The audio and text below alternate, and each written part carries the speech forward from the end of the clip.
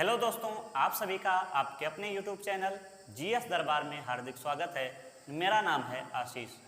दोस्तों, हम लोगों ने यूरोपियों का भारत में आगमन चैप्टर शुरू किया था, जिसमें आज हम लोग नई कंपनी के बारे में पढ़ेंगे जिसका नाम है फ्रांसीसी।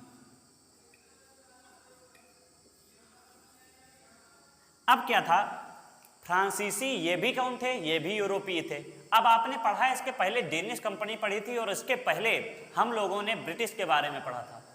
और अगर यूरोप में अगर देखेंगे, मैप में देखेंगे तो यूरोप और फ्रांस लगभग में पास पास हैं, बस बीच में समुद्री कह सकते हो सीमा बन जाती है। अब क्या थे, ब्रिटिश धीरे धीरे समृद्ध होते जा रहे थे और फ्रांस लोग ब्रिटिश के साथ अपनी बहुत ज़्यादा तुलना करते थे। अब धीरे धीरे फ्रांस वाले लोगों ने भी सोचा कि क्यों ना हम लोग व्यापार करें, जिसके चलते एक व्यक्ति था जिसका नाम था कोलबर्ट। कोलबर्ट फ्रांस का मंत्री था और उसने अपने राजा कौन थे तो लुई 14वें,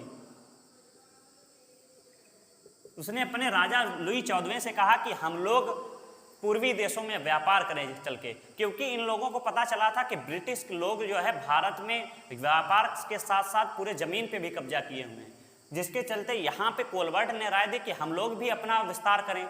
क्योंकि ब्रिटिश लोग एक बात कहा करते थे कि कभी हमारा सूर्यास्त नहीं होता है।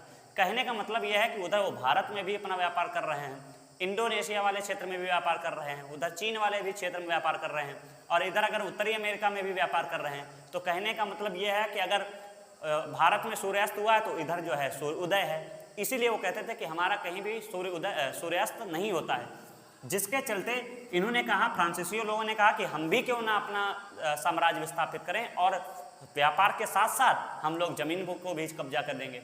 जिसके चलते लुई 14वें ने कोलबर्ट को परमिशन दे दी कि ठीक है, कंपनी बनवाई जाए। जिसके चलते 1664 में कंपनी बना के तैयार की गई, French east India company. French east India company बनकर तैयार हो गई। इसका एक और अन्य नाम दिया जाता है कंपनी द इंडस ओरिएंटल। इसका अन्य नाम भी है कंपनी द इंडस ओरिएंटल। अब क्या हुआ, कंपनी बनकर तैयार हो गई है, अब ये पूर्वी देशों में व्यापार करेंगे जाके। अब क्या होता है, 1667। इसके पहले ये एक चीज और याद रखें कि ये वाली जो कंपनी थी ये कैसी थी, सरकारी थी, और यही अगर हम ब्रिटिश वालों लोगों की बात करेंगे तो वो प्राइवेट थी। जिसके चलते 1667 में मार्टिन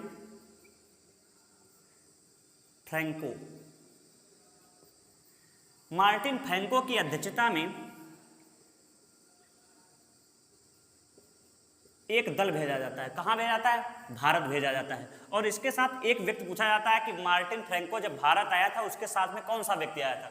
तो एक व्यक्ति आया था जिसका नाम था मरकारा, और ये ईरान का निवासी था।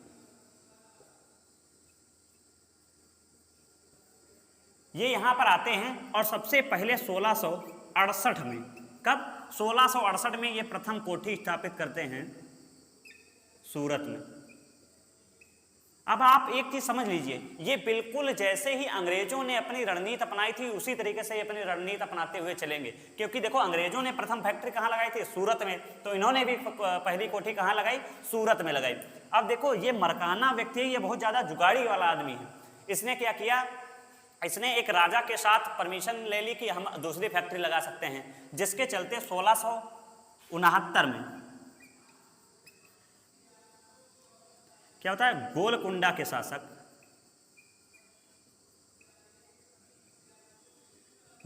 के शासक से मसूलीपट्टनम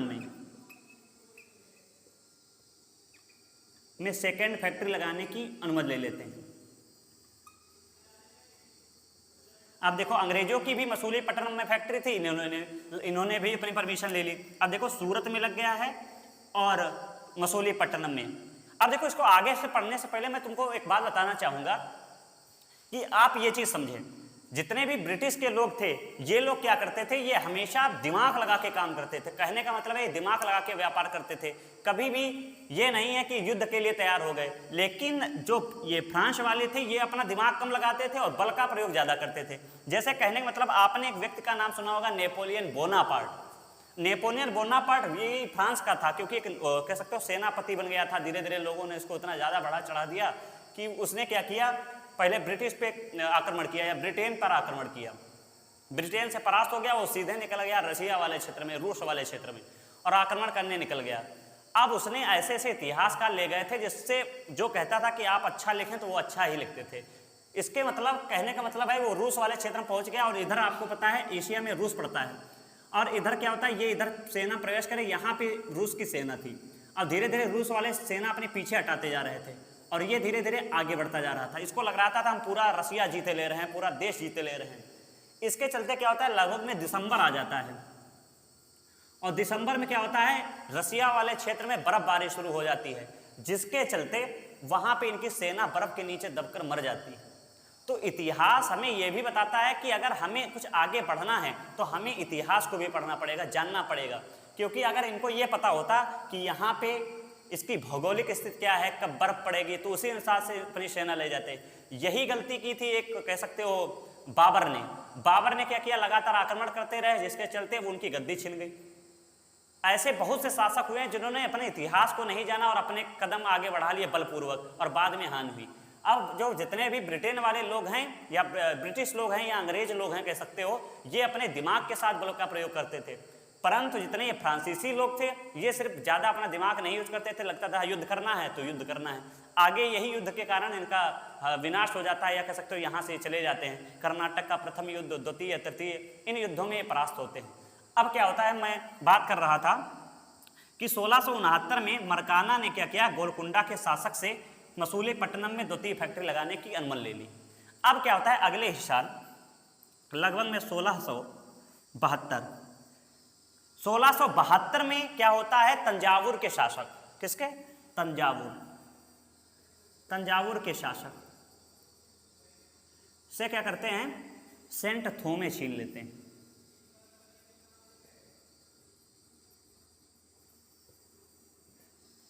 तंजावुर के शासक से सेंट थोमे छीन लिए। हमने बताया ना कि ये अपना दिमाग कम लगाते हैं और बल का प्रयोग करते हैं। इनका लगता है कि हम सब जीत लेंगे, जिसके चलते ही इन्होंने सेंट थोमे का जो एक कह सकते हो स्थान था, उन्होंने छीन लिया तंजावुर के शासक से। अब क्या होता है, ये बात बहुत बुरी लगी गोलकुंडा के शासक से। उन्होंने कहा, अच्छा, मरकाना ने हम ही से परमिशन ली थी कि हम क्या कोठी लगा सकते हैं, और तुम ही हमारे पे आक्रमण कर रहे हो। जिसके चलते 1673 में क्या होता है, गोलकुंडा के शासक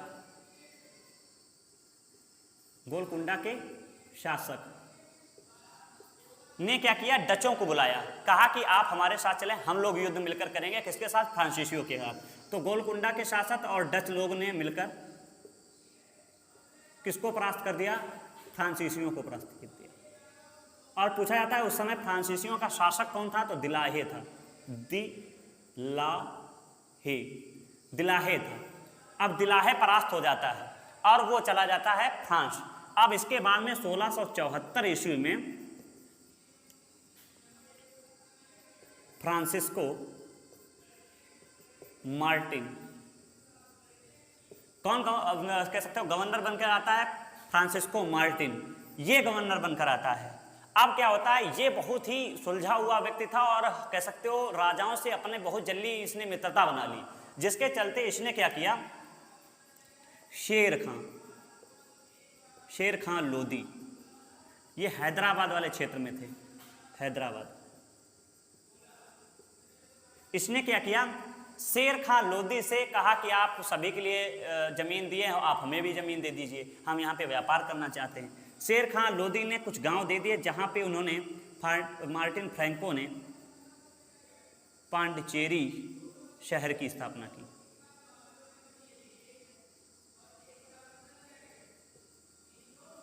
पांडिचेरी शहर की स्थापना की। इसके बाद में क्या होता है कि यहीं पे पांडिचेरी शहर की स्थापना की, यहीं पे एक फोर्ट लुई बनवाता है। फोर्ट लुई किला किसने बनवाया था, तो फ्रांसिस्को मार्टिन। अब देखो फ्रांसिस्को मार्टिन, मैंने बताया ना कि ये बहुत ज्यादा मित्रता में सफल रहा था। कहा जाता है फ्रांसीसियों या फ्रांसीसी साम्राज्य का वास्तविक संस्थापक किसे कहा जाता है, तो किसे कहा जाता है, फ्रांसिस्को मार्टिन को, ये वास्तविक संस्थापक था। ठीक, आगे क्या होता है देखिएगा, साफ करते हैं।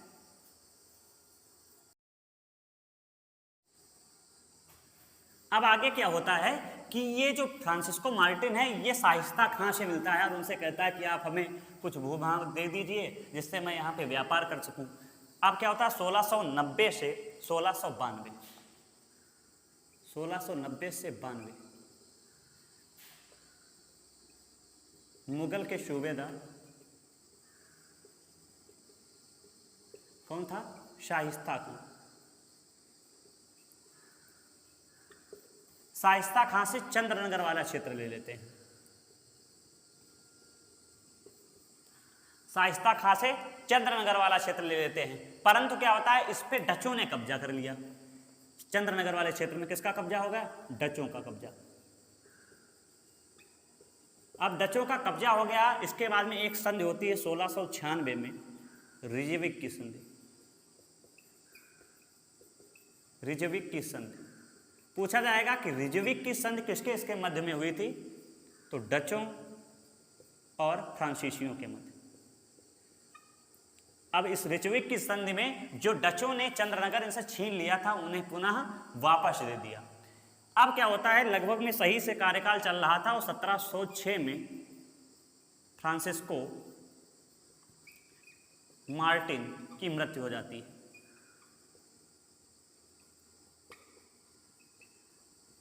जैसे ही फ्रांसिस्को मार्टिन की मृत्यु होती है, यूरोपीय शक्ति या कह सकते हो यूरोपीय जितनी कंपनियां थी एकदम से बैठ जाती है। कहने का मतलब ये इतना प्रभावशाली व्यक्ति था, ये राजाओं पे अपनी बहुत जल्दी पकड़ बना लेता था। लेकिन जितने भी और आगे व्यक्ति आएंगे उन्होंने इतना ज़्यादा अपना प्रकोप या कह सकते हो अपना मित्रतापूर्ण व्यवहार नहीं कर सके, जिसके चलते कंपनी धीरे धीरे हानि में जाने लगी थी। इसके बाद में क्या होता है, लगभग में 1706 से 1720 तक कंपनी की जितनी भी क्रियाएं थी वो निष्क्रिय रही, क्या कह सकते हो कंपनी निष्क्रिय रूप से काम किया। ये 1697 कर लेंगे, 1697 में रिजविक की संधि हुई थी। अब क्या हुआ, 1606 से लेकर 1620 तक कंपनी जितनी है सक्रिय निष्क्रिय रही बिल्कुल। इसके बाद में क्या होता है, 1620 में एक गवर्नर बनकर आता है जिसका नाम था ड्यूमा।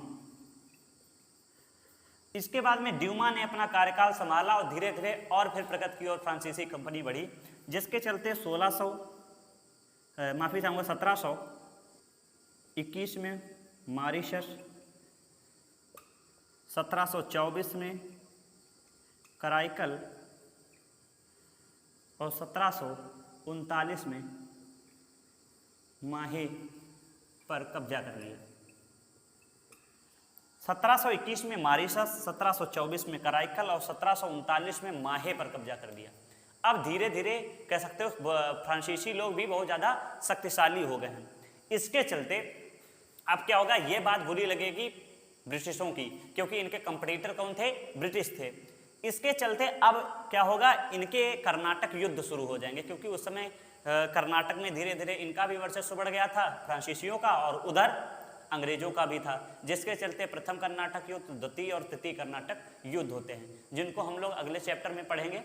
आप सभी को ये वीडियो कैसा लगा आप सब कमेंट करके जरूर बताएं। धन्यवाद।